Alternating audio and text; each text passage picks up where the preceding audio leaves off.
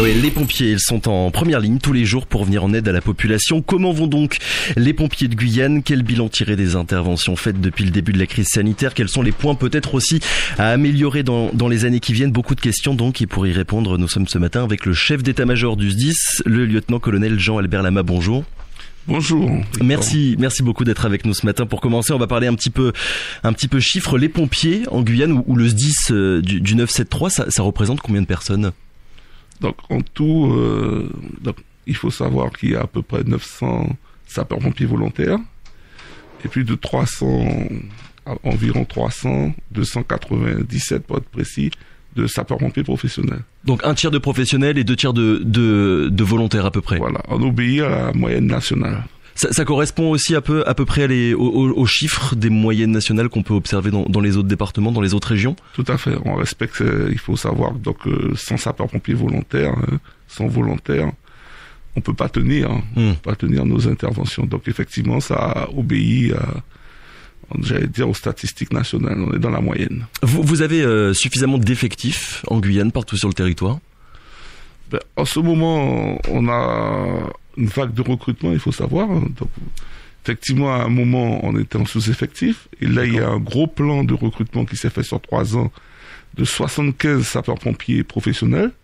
Un dernier concours aura lieu incessamment sous peu. Donc, justement, pour renforcer toutes les casernes. On a renforcé Saint-Laurent-du-Maroni, qui maintenant a un effectif assez conséquent. Mana, il y a des professionnels. Avec une nouvelle caserne qui a été inaugurée il y a quelques semaines. Qui a été inaugurée. Saint-Georges-de-l'Éapoc, nous avons quand même commencé à renforcer avec 4 professionnels, dont le chef de centre, qui est un professionnel. On prépare l'avenir. 900 pompiers du coup répartis partout sur le territoire. Est-ce qu'il y a un chiffre en particulier, un chiffre précis que vous aimeriez atteindre?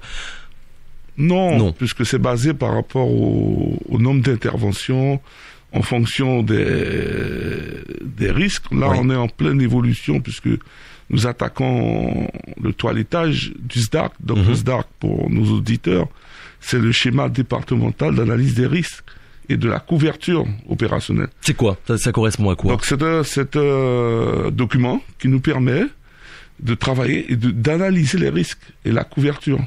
Par exemple, dans telle région, telle commune, on a moins d'interventions. Donc peut-être qu'il faudrait renforcer. Par exemple, on va prendre un exemple clair. Par exemple, Macouria, qui est charnière. Donc c'est une commune qu'on est en train de renforcer. On réfléchit à une nouvelle caserne aussi. Parce qu'effectivement, on s'est rendu compte que c'est une route accidentogène avec d'autres interventions. Donc Macouria n'était pas aussi grand. Mais il faut analyser les risques. Avoir une réponse en fait qui soit ciblée en fonction de la réalité des communes, en fonction du territoire. On avait diffusé un reportage il y a quelques semaines sur les pompiers de Regina où on apprenait que les effectifs étaient quand même très très faibles. C'est une situation qui est observable, on va dire, dans toutes les communes isolées, loin des grandes villes, ce manque de pompiers peut-être? Non, il faut savoir par exemple, si vous parlez de Regina, effectivement, on a une difficulté parce qu'il faut recruter. Et pour recruter, il faut des moyens humains. Donc là, en ce moment, on a une dizaine de sapeurs-pompiers, mais ce sont des gens qui travaillent, qui pendant la semaine peuvent intervenir. Donc d'où le centre de secours de Regina qui va être rénové avec des nouveaux bungalows, etc. Et effectivement, pendant le week-end, il y a moins de gens. Donc l'accidentogène, les accidents, le risque est beaucoup moins élevé. Mais par contre, il faut renforcer. On a renforcé Saint-Georges, comme je vous disais, et notamment Cacao, puisque effectivement là, ça permet de venir aider, puisque c'est la mutualisation, d'aider le centre de secours de Regina, puisque les accidents ont plutôt lieu sur la route, comme vous le savez. Comment ça se passe on se souvient plutôt, Jean-Albert Lama, il y a quelques mois, qu'il y avait une publicité affichée dans les rues de Cayenne où on pouvait lire « Les sapeurs-pompiers de Guyane sont à l'avant-garde », évidemment de la crise sanitaire qui s'éternise. On entend beaucoup de témoignages, surtout de personnel soignant là depuis ces dernières semaines qui fatigue à cause de la situation actuelle. Comment ça se passe chez vous? Nous avons anticipé, donc ça me fait plaisir que vous ayez vu cette campagne parce qu'effectivement, les sapeurs-pompiers de Guyane à l'avant-garde, parce qu'il faut bien aller récupérer ces gens, ces personnes qui sont Covid, avérées, et les amener. Donc effectivement, on a fait une publicité pour montrer l'implication. Donc il faut savoir, très tôt, il y a eu une anticipation prise par la direction, et nous avons mis en place ce qu'on appelle un plan de protection pour tous les salariés du SDIS, qui à l'heure actuelle, on réagit au jour le jour. Il faut savoir que nous avons 2 fois par semaine une réunion liée au Covid-19, on l'appelle Covid-19, la cellule Covid-19, qui est composée de médecins, de sapeurs-pompiers officiers, et on réfléchit à des moyens pour se protéger. Donc, on fait une grosse campagne de communication. Par exemple, là, nous avons développé le télétravail. Je vous donne un exemple comme ça. Un jour sur 2, s'il y a 2 salariés dans une même pièce, pendant 3 jours, il fait du télétravail, pendant 2 jours du présentiel. On fait tourner le personnel. On a mis des protections. Donc, tous les jours, on anticipe l'actualité du Covid. Et c'est la cellule qui est dirigée par soit le directeur, moi-même, ou un autre. Donc, à tour de rôle, on a 2 équipes et on anticipe les éventuelles hausses. Par exemple, nous avons commencé le télétravail il y a bien 1 mois. Oui, voilà, par exemple. Dès qu'on a vu que ça augmentait, il faut qu'on protège nos personnels, puisque la population autour de nous, qu'on vienne les secourir. Et nous sommes des êtres humains. Donc, on ne va pas leur dire qu'on ne peut pas, qu'on est en manque d'effectifs. Donc, il faut qu'on protège nos hommes en les protégeant d'eux-mêmes avec des protections, des mesures barrières, des plexiglas, etc. Oui, finalement une manière de travailler qui a évolué comme dans tous les autres milieux professionnels depuis le début de cette crise sanitaire. L'an dernier, on se souvient pendant le confinement que vous étiez plutôt moins sollicité, notamment pour les accidents de la route. Là, en ce moment, on est sous couvre-feu. Le préfet a annoncé hier que la Guyane pourrait être reconfinée. Mais est-ce que déjà, vu que la circulation de fait est limitée, surtout le soir, est-ce que vous constatez une baisse du nombre d'interventions ? C'est clair. Ouais. C'est clair. C'est ça, effectivement. Il y a une baisse. On se rend compte que ces mesures de freinage ont le corollaire de baisser nos interventions en termes d'accidents d'AVP qui représentent 75% de nos interventions. Surtout pour les accidents de la route, mais finalement pour les autres accidents, pour les autres incidents, il n'y a pas eu d'évolution particulière ? On a moins d'incendies, par exemple, dans les maisons. Peut-être plus, et c'est sûr, beaucoup plus d'accidents domestiques, puisque les gens sont beaucoup plus à l'intérieur, ils ne font pas attention, donc on a une augmentation des accidents domestiques. Ouais, baisse du nombre d'accidents de la route, mais augmentation évidemment des accidents domestiques qui se passent chez les gens. Il y a un nouveau centre de vaccination qui a ouvert il y a quelques jours au Proct à Matoury. Ce sont les pompiers qui s'en occupent en partenariat avec les forces armées de Guyane. Il y a combien de pompiers de chez vous du coup qui sont dédiés à la vaccination ? Donc il faut savoir ça tourne, mais nous sommes en permanence, il y a à peu près une trentaine de sapeurs-pompiers qui s'en occupent, puisque c'est une volonté ministérielle que les sapeurs-pompiers s'impliquent. Il n'y a pas que nous, mais qu'on s'implique. Donc on a montré notre capacité à mettre en place un vaccinodrome en moins de 2 semaines. Et effectivement, c'est opérationnel. Et comment ça se passe ? Ça se passe bien pour l'instant ? Ça se passe très bien si l'informatique nous laisse. Vous avez vu la difficulté avec Internet. Donc, j'appelle à la population d'être patient, mais ça arrive, qu'il y ait des petits bugs. Donc, ça se passe très bien. Les gens, je sais pas si parce que c'est les pompiers, mais ils viennent vers nous pour se faire vacciner. On leur explique le pourquoi de se faire vacciner pour se protéger. Je vous pose cette question du personnel pour savoir si finalement le personnel que vous perdez entre guillemets pour s'occuper de la vaccination peut créer un manque pour les autres opérations dont vous vous occupez normalement. Non, parce qu'il y a un gros turnover. Donc effectivement, on a trouvé comment vous expliquer ça ? On a augmenté notre présence de volontaires. D'accord. Donc ce qui nous permet justement, parce que par cette anticipation, il faut savoir que on va pas crier cocorico, il faut pas le faire, mais on a moins de gens qui sont soit sous Covid ou etc. Donc ça nous permet de répondre à la demande.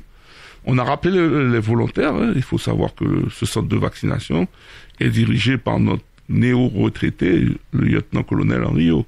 Donc ça permet de laisser le directeur et moi-même pour la partie opérationnelle, et lui qui vient de rentrer à la retraite, on l'a rappelé, et puisqu'il est rentré, je vous rappelle, il y a moins de 2 mois, on l'a rappelé pour diriger et pour mettre en place. Donc voilà, on rappelle c'est ça qui est bien dans le monde des sapeurs-pompiers, même si on est à la retraite, on peut continuer. On est sapeur-pompier volontaire, il l'est, dans le cadre de son volontariat, il vient. Voilà. On est pompier toute sa vie. Jean-Albert Lama, depuis le début de l'année, il y a eu 5 agressions de pompiers qui ont été recensées en Guyane, des agressions pendant des interventions. C'est quelque chose qui arrive fréquemment, ou bien la période là en ce moment, elle est quand même particulière ?